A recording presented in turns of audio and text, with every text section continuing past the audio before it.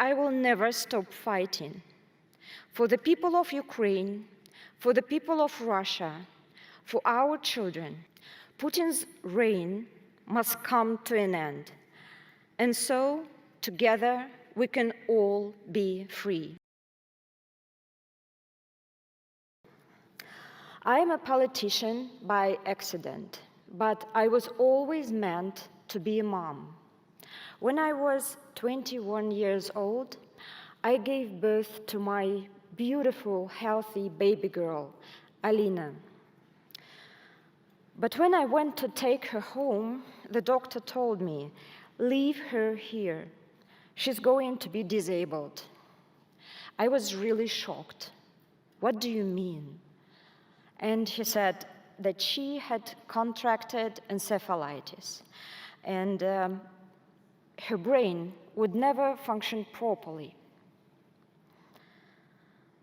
"Please submit a written form refusing to be her parents," he said, "and we will hand her over to the state." I refused. We spent the next 3 years in and out of the hospital with her. The doctor said she'd probably never walk, talk, go to the bathroom, feed herself, and unfortunately, they were right. We struggled to get her medication, even though it was guaranteed by the state. So I started writing letters to local government, demanding better care for my disabled child. I became a journalist, an activist. I had 2 more children, daughter Vlada and a son, Misha. I started working on election, advocating for freedom, democracy, and human rights. As a member of Open Russia movement, I organized protests, debates, seminars, fighting for freedom, for democracy, against Putin's regime. For my activism, I was fined and detained multiple times. In January 2019, I was arrested. I remember my children watching in horror as they searched my apartment, taking everything out of my wardrobe and throwing it onto the floor. What I didn't know then is that they had installed a hidden camera into the air conditioning unit 6 months prior. I was so disgusted. What kind of people would watch a woman in her bedroom? This is what Russian police does. They detained me for 2 days and then sentenced me to 2 years and 1 month of house arrest. I waited for my trial. I'd be the first person tried under a new law against undesirable organizations. The same week, my daughter Alina got bronchitis, and they took her to the hospital all alone. Believe me, I literally begged judge to let me go and see my daughter and take care of her.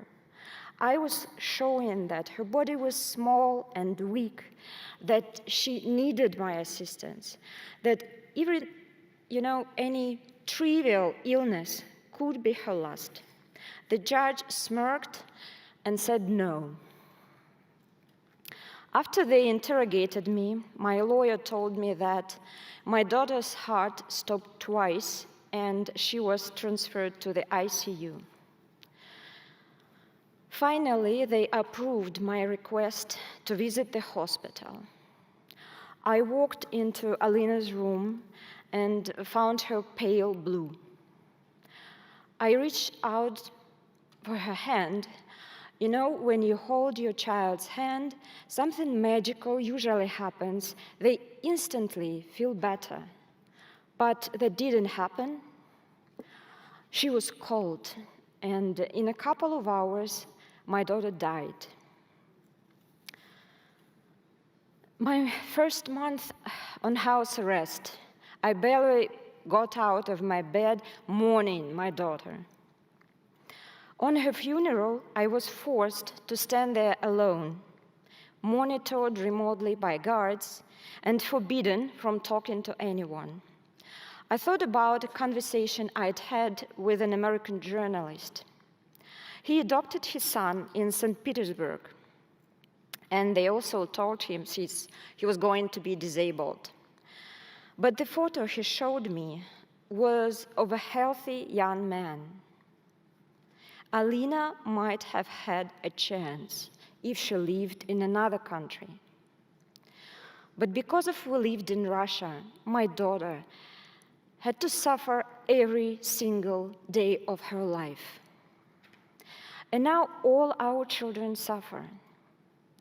When I was on house arrest with all possible restrictions, I couldn't go out, use the internet, work, send messages, communicate to anyone. My 14-year-old daughter and my 7-year-old son became adults overnight. They were doing everything for me outside. They went to school alone. They were running errands, to the grocery shop, to the bank. In 2021, I was convicted to 3 years of suspended sentence. In 2022, Russia attacked Ukraine. All Russian children immediately became tools of propaganda. Ukrainian children were brought by force from Ukraine to Russia. One of my friends volunteered in an orphanage near the border. And something terrible happened. They received over 500 Ukrainian children in one single day. And the next week, they were all gone, scattered across orphanages in Russia. They changed their names, they changed their surnames to erase their identity. I escaped Russia last summer with my daughter, my son, and my dog. Now we live in Vilnius. And oh my God, it's my daughter's birthday today. She's 19, and I'm here on a stage, so maybe I'm not the best mom. But she studies politics in university. She understands me well, how important it is to be here. A few months ago, her classmate from Ukraine hugged me and said, "I want to go home. I want to go back to Ukraine." And you know, she was looking at me with tears, as if she was saying, "Please do something." And I promise, I will do anything I can. I know Russia's actions can't be undone, but to the people of Ukraine, I ask for forgiveness.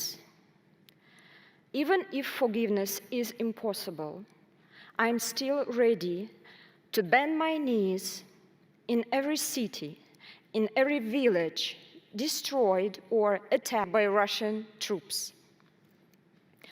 Putin is a criminal. He is a terrorist. He kills Ukrainians. He arrested Mikhail Khodorkovsky. He killed Boris Nemtsov. He enjailed Alexei Navalny. And my friends and colleagues, Vladimir Karamurza and poet Artem Kamardin, among many, many others. If I returned to Russia, I would be also immediately arrested.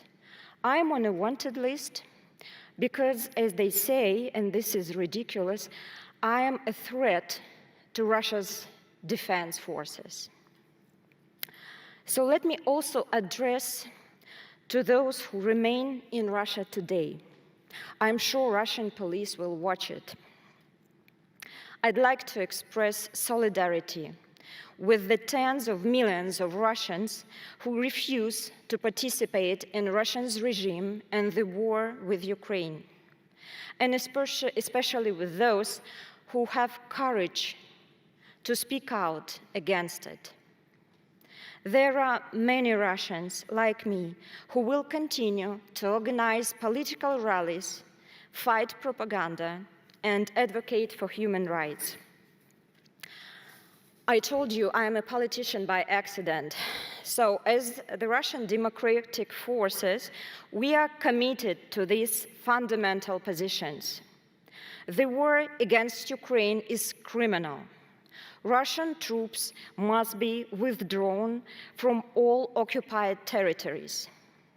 We must restore internationally recognized borders of Russia, bring war criminals to trial, compensate victims.